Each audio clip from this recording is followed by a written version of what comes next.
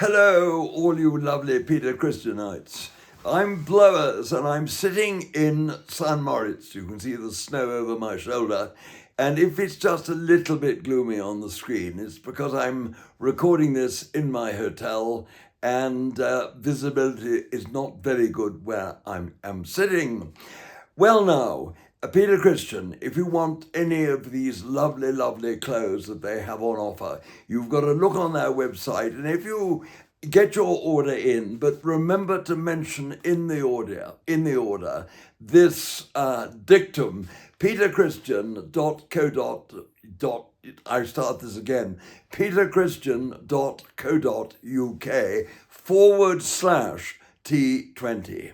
You must remember that, peterchristian.co.uk/T20. Then you will get a 20%, yes, a 20% discount. So don't let me down, Peter Christian down, or yourselves down. Order these lovely clothes. Now, T20 time in Calcutta, or Calcutta, whichever you like to call it.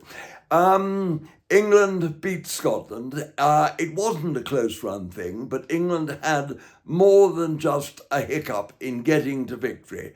It was therefore just a little bit disappointing, coming on top of that defeat by the West Indies when they lost by 30 runs in our last game in this T20 World Cup. They would have been very good for their morale had they really overwhelmed Scotland, but they did not do that. Scotland batted first. They got to 113 for 3.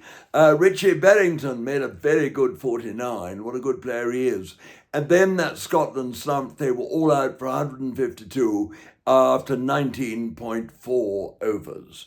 And England went in, and what happened? Phil Salt and Jos Buttler both got out in the first 2 overs. They were caught slashing on the offside, and the catches were taken. And although Bethell then made 32, it took him a little bit of time, and he was not quite at his fluent best. And in the end, he got caught at fine leg trying to do a sort of a scoop over his head. And that was how Harry Brook, the captain, went shortly afterwards. He only made 4. England were then 86 for 4 and in some trouble. But Tom Banton, who might well not have played in this game, he only made 2 in each innings in the last 2 games against the West Indies and the game before that. But they hung on to him. Duckett did not come in. And Banton went on, played some extremely good strokes and got England moving again, in conjunction with Curran, who played another fine innings. He's done awfully well in this tournament so far, Curran, with the bat, that is.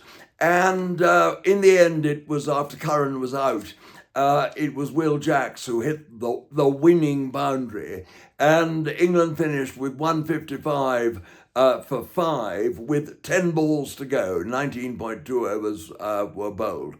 And so England are very effectively through to the next round, although they have to beat Italy. Now, Italy is a minnow.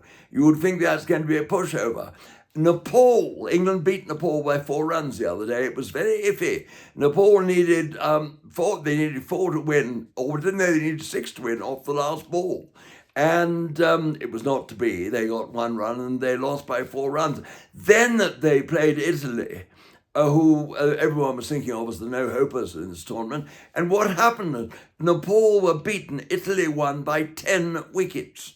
And this just shows you what can happen. So when England play Italy in Calcutta in 3 days' time, it may not be a foregone conclusion. And this, of course, is one of the beauties of a World Cup like this. I mean, we have had amazing results. Those 2 Nepal games, England winning by only 4 runs, and then Nepal getting up to beat Italy by 10 wickets. And then we had Australia losing to Zimbabwe by 23 runs in the chase of not a particularly big total. Zimbabwe set them 160 and Australia failed. So you don't know what's going to happen.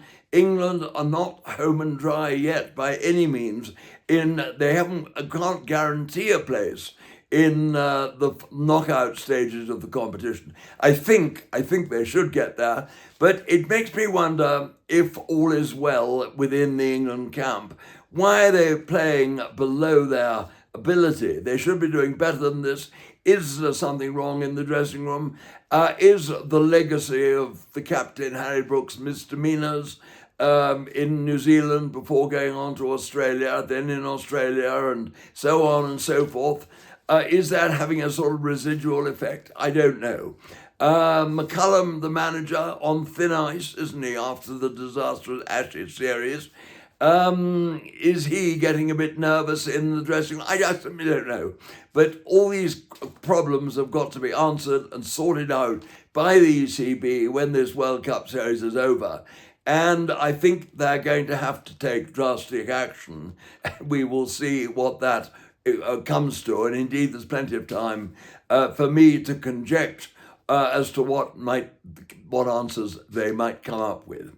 Meanwhile, I'm talking to you here from St. Moritz. It is extraordinary. I've been here for this wonderful cricket on ice tournament, played now between 8 sides. The tournament has been going on since 1988. And we've had the final today, and the Tallinn Hippos won. Right, amazing, isn't it? The Tallinn Hippos are made up of 1 or 2 Estonians. There have been some Australians, some Maltese, yes, Maltese in the side, and 1 or 2 of the England over 60s side have been playing for the Tallinn Hippos, who've now won the competition 2 years in a row.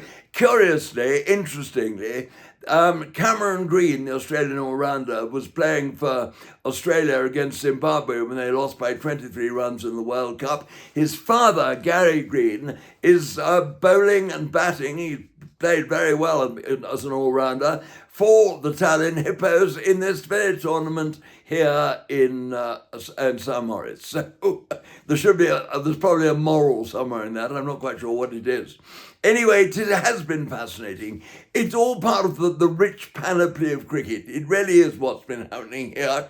In its way, it's as exciting and dramatic as anything that happened in the Ashes series in Australia, or is happening now in the T20 World Cup in India and Sri Lanka.